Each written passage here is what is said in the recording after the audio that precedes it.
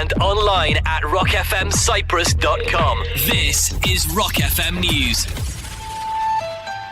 According to newspaper Phileleftheros, taxpayers are footing a €5 million bill in expenses and benefits for MPs and church leaders in Parliament. Ricky Shields reports. So, as is the case across the world, our politicians earn more than us, and their expenses accounts are beyond belief.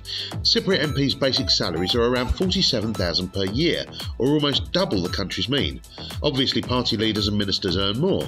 However, it's the additional expenses that really rack up the bills for the tax-paying public. MPs are receiving an extra 49% of their salaries in expenses.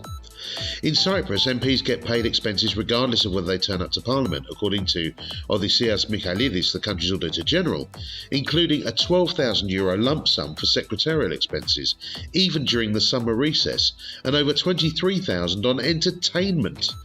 Furthermore, some other MPs get further hotel expenses reimbursed if it's linked to parliamentary work, or a housing allowance, and an MP provided with free housing also gets another €4,000 for double housekeeping costs. That means $5.31 million is paid out to the 56 MPs and 3 religious group representatives in Parliament every year.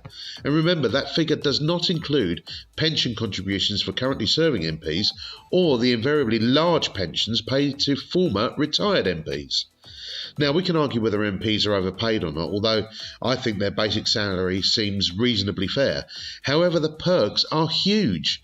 Some of you may remember the expenses scandals in the UK, where, amongst other transgressions, one MP had claimed expenses for cleaning his moat and another for building a duck house, which aroused widespread anger among the UK public and resulted in a large number of resignations, sackings, deselections and retirement announcements, together with public apologies and the repayment of expenses.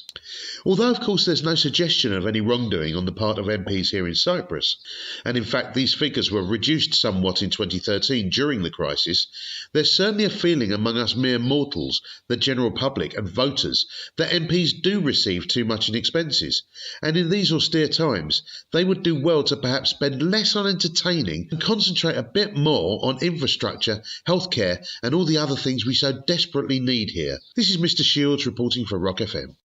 On air And online at rockfmcyprus.com. Today's best mix. Rock FM.